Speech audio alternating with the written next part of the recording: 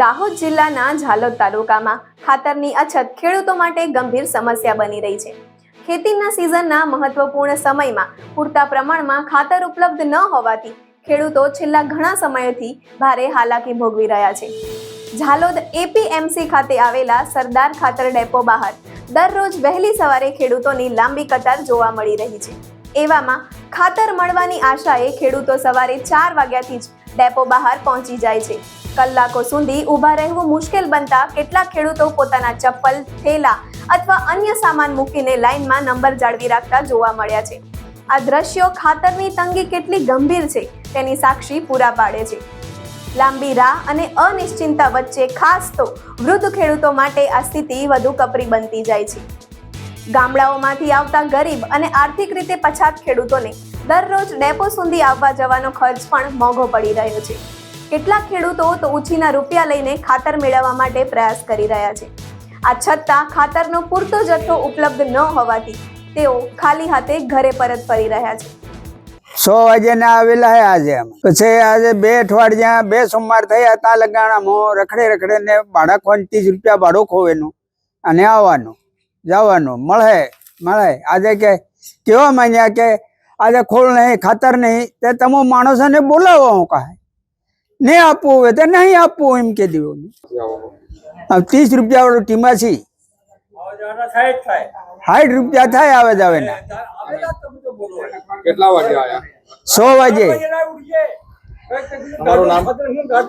કાળુભાઈ પુન્યાભાઈ બારિયા, ગામ ટીમાસી।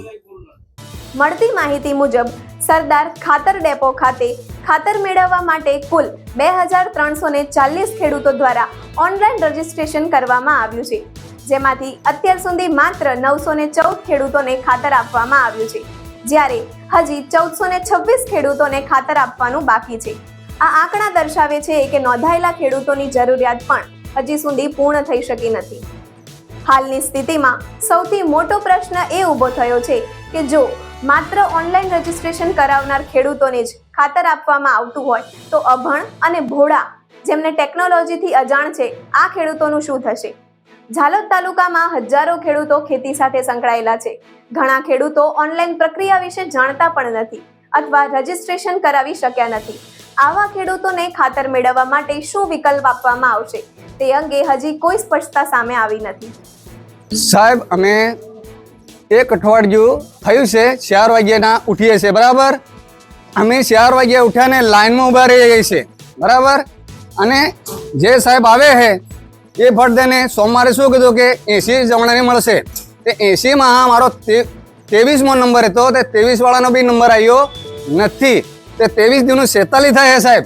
તે બીજા ફોર્મમાં ડાયરેક્ટ કરે અને એ લોકોએ કીટ આપી દે છે બરાબર। અને અમને દરરોજ રખડાવે છે કે આજે આવો કાલે આવો આવા વૃદ્ધ લોકો 65 વર્ષના કાકાઓ રોજ દાડે ધક્કો ખાય। પીવાના પાણીની બી સમસ્યા છે। પીવાનું પાણી કઈ શક્કર આવે લોકો મરી જાય તો કીટ તો પણ શું કહેવાય? ત્યારે મીટિંગ ભરી તો હું કીધું કે મળી જશે બધાને કે હવે ખાતર નથી આવતું એમ કે લોકો કઈ રીતે નહીં આવે સાહેબ? ખાતર આવવું શું કે સાહેબ? તમારું નામ? મારું નામ ડામોર સુરસિંહભાઈ ધીરાભાઈ, ગામ રાયપુરા।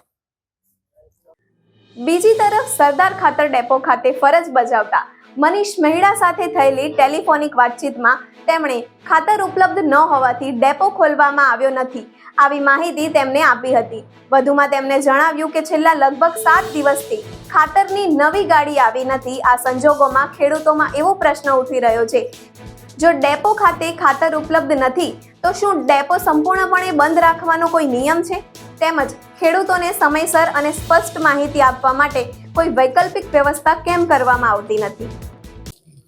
અમે સાહેબ બે સોમવારથી રખડી જાય રોજ 3 વાગે વહેલા ઉઠી જાય આવી ગયા સ્ટેશન કંઈક પાછું સાધન મળે તો આવી જાય રખડે આજ મળે કાલ મળે જો નહીં ઢેકરો નહીં બીજા કઈના ખાંડ આજ પેલા તેવા હવેથી ખબર જાઓ અને અમો હરકારે પાછા હાન ના ગે કઈ લે આ ખાતર કે હેરવાળા તો બોલે એક તો પૈસા ઠેકાણો ના અમારી હાલત ઓછી ઉંમર લાયક થયા શું કરેલું સાહેબ?